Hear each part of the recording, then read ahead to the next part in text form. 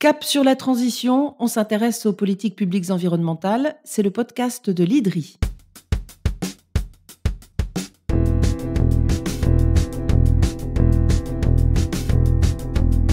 Les experts de l'IDRI nous éclairent sur les enjeux de la transition vers un monde plus durable.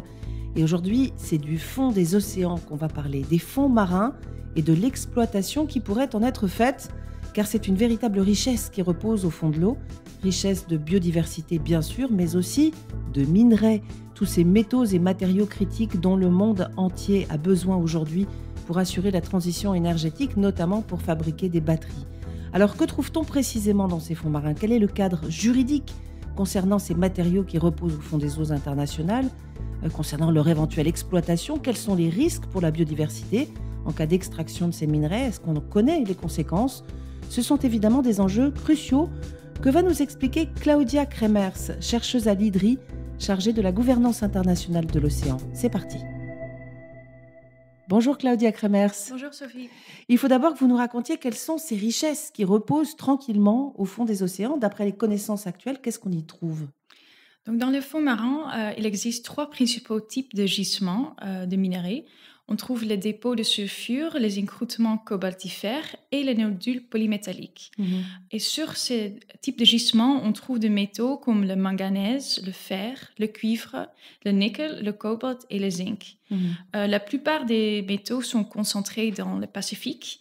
Et jusqu'à ici, dans les eaux internationales, il n'y a pas encore d'exploitation, mais les ressources sont énormes et d'une très forte densité, donc ça attire les convoitises. Évidemment, on connaît la très forte demande actuelle de ces matériaux critiques pour sortir des énergies fossiles et pour limiter les émissions de gaz à effet de serre. On ne sait pas vraiment de quoi on aura besoin parce qu'il y a de nombreuses incertitudes. Il y a des innovations technologiques en cours. Il y a beaucoup d'efforts déployés pour faire progresser l'économie circulaire. Oui, donc il y a une très forte demande aujourd'hui, mais on ne sait pas exactement demain si elle sera toujours aussi forte. Exactement. Pour vous donner un exemple, pour les voitures électriques, une partie de l'industrie automobile s'est déjà organisée pour recycler les métaux et les batteries. Et donc, ils ont indiqué qu'ils n'auraient pas besoin d'aller aux mers profondes. Et il y a notamment 35 entreprises qui ont réclamé un moratoire sur l'exploitation minière en haute mer, dont Renault, BMW, Volkswagen et Volvo. Et surtout, il manque toujours un cadre légal pour l'exploitation des fonds marins. Oui, c'est un point essentiel, on va en reparler. Mais pour comprendre, il faut d'abord que vous nous expliquiez ce qui existe comme cadre international. Quelles sont les institutions censées gérer ces fonds marins ? Il faut remonter assez loin, aux années 80. En effet, la Convention des Nations Unies sur le droit de la mer, la Convention Montego Bay de 1982, définit les différentes zones maritimes et précise le droit et obligations des États. Il y a un statut spécial pour ces ressources marines qu'on appelle le patrimoine commun de l'humanité. Et ça veut dire qu'un seul État ne peut pas les approprier et qu'il y a une nécessité de partager le bénéfice en cas d'exploitation. L'Autorité internationale des fonds marins est créée en 1994 avec un siège à Kingston en Jamaïque et ça c'est l'organisation principale qui gère ces ressources. Il y a 168 États et l'Union européenne qui sont membres et ils forment ensemble une assemblée qui est l'instance suprême. Il y a aussi un conseil qui est l'organe exécutif composé de 36 membres seulement. Et en général, le mandat de l'autorité, c'est d'organiser, contrôler, faciliter l'exploitation des ressources minières et protéger l'environnement. Les deux, ça peut sembler contradictoire, ces deux mandats. Mais en fait, depuis bientôt 30 ans, Claudia, il n'y a pas eu d'exploitation des fonds marins. Cette phase-là n'a pas encore commencé. Non, parce que c'est technologiquement très compliqué et très coûteux. C'est pas forcément rentable à ce jour, on peut dire. En revanche, il y a de l'exploration depuis longtemps. Il y a déjà 31 contrats signés avec des États pour explorer les fonds marins, la plupart dans le Pacifique pour le nodule polymétallique. Donc ces contrats, ils servent à réparer le gisement, savoir quels matériaux on a, dans quelle proportion, et pour faire un état des lieux et faire des études d'impact. Avec l'objectif final à terme de pouvoir les exploiter. Ouais. La France d'ailleurs a un de ces contrats. Oui, la France a un grand contrat, mais pour l'instant n'a fait que de la recherche scientifique et pas nécessairement dans un but d'exploiter après. En théorie, quel est le moment où l'autorité des fonds marins peut décider de passer à la phase d'exploitation? Normalement, il faut d'abord mettre en place des règles sur l'exploitation des ressources minérales, le code minier, on appelle ça, ce qui n'est pas le cas actuellement. Mhm. Ça fait toujours l'objet des négociations au Conseil, mais il y a une brèche dans le système qui s'appelle la règle de 2 ans. Et cette règle dit qu'un État membre désireux de passer à l'exploitation peut demander au Conseil d'adopter un code minier dans un délai de 2 ans. Et en l'occurrence, on y est, cette autorité internationale est au pied du mur parce qu'un pays a fait cette demande d'exploitation il y a un peu plus de 2 ans, justement. Oui, c'est vrai, la petite république de l'île Pacifique de Nauru, soutenue par l'entreprise canadienne qui s'appelle la Metals Company, a fait cette demande au mois de juin 2021. Donc ce délai est dépassé et le Conseil n'a pas réussi à finaliser les règlements d'exploitation. Et la conséquence, c'est que depuis le 9 juillet, n'importe quel État peut désormais soumettre une demande de mine, même en l'absence de réglementation. Okay. Et pour faire court, il y a un grand flou juridique sur l'interprétation de cette règle de 2 ans. Et dans ce contexte, Metals Company a affirmé aux investisseurs qu'ils allaient soumettre une demande formelle pour pouvoir commencer à exploiter en 2025. Ouais, donc il y a encore beaucoup de confusion autour de cette règle. En quoi consisterait l'extraction de ces minerais? Techniquement, comment ça se passerait? La technologie est encore très expérimentale, mais la méthode d'extraction consiste à racler les fonds marins. Or, les nodules sont submergés dans des terres riches en biodiversité qui assurent la subsistance d'une grande partie de l'écosystème océanique. Donc, les conséquences sont potentiellement énormes et avec le risque de destruction de tout un écosystème. Les connaissances scientifiques relatives aux grands fonds marins et aux incidences de l'exploitation minière ne sont pas suffisantes pour permettre une prise de décision fondée sur des données probantes. Ouais, donc on comprend qu'il y a un vrai risque et en même temps, ça paraît compliqué de rédiger une réglementation, ce fameux code minier, sans savoir comment minimiser les dommages qui seraient causés par l'exploitation des fonds marins. Oui, il y a quand même des recherches scientifiques qui sont déjà faites sur l'impact potentiel.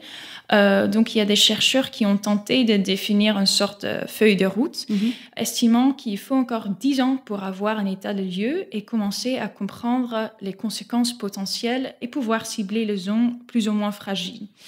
En même temps, il y a des études récentes qui indiquent que l'exploitation créerait la pollution sonore, l'épannage de sédiments qui tue les écosystèmes voisins, mais aussi que le dommage sera probablement irréversible. Ouais, donc ces études montrent qu'il existe finalement une menace immédiate sur les écosystèmes marins si l'exploitation minière en eau profonde était autorisée.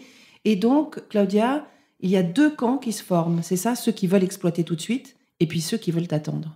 Effectivement. Donc, il y a 21 pays, dont la France, l'Allemagne, le Chili et plus que 700 scientifiques de 44 pays qui plaident contre l'exploitation minière des fonds marins et qui demandent un moratoire ou une pause de précaution. De l'autre côté du spectre, il y a des États miniers et des industriels qui poussent pour obtenir un code minier international qui leur donnerait le droit de débuter l'exploitation commerciale des fonds marins.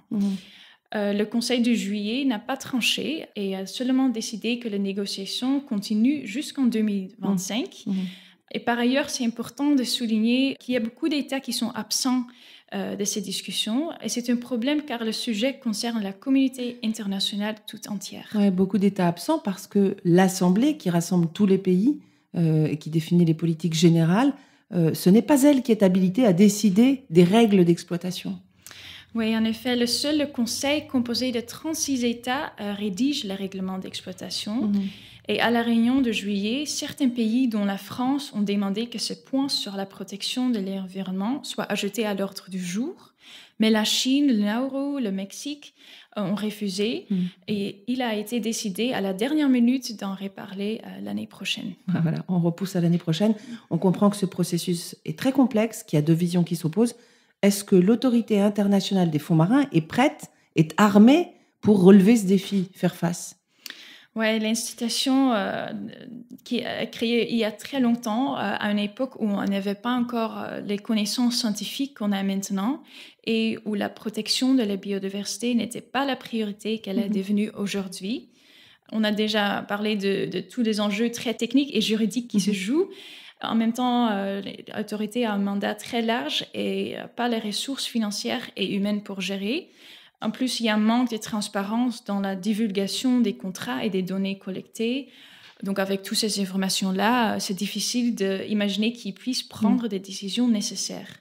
Et le Conseil doit prendre des décisions sous pression et sans avoir les moyens. Oui, donc on comprend que c'est très compliqué. Brièvement, pour conclure, Claudia, quelles sont les préconisations de l'IDRI face à ces enjeux ?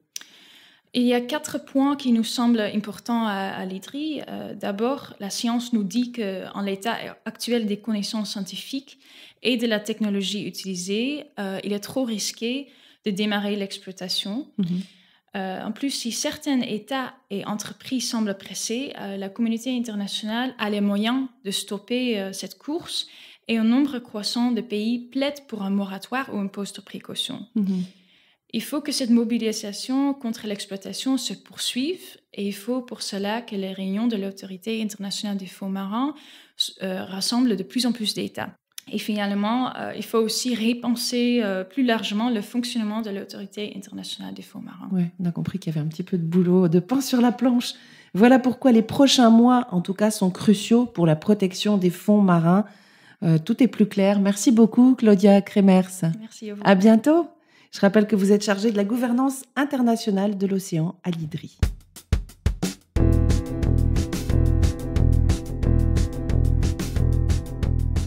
Fin de cet épisode sur les enjeux liés à l'exploitation minière des fonds marins. Vous retrouvez tous les podcasts de l'IDRI sur le site de l'Institut ou sur les plateformes d'écoute. N'hésitez pas à nous faire part de vos remarques sur les comptes LinkedIn ou Twitter de l'IDRI, I2DRI. Et à très bientôt pour un nouvel épisode de Cap sur la transition.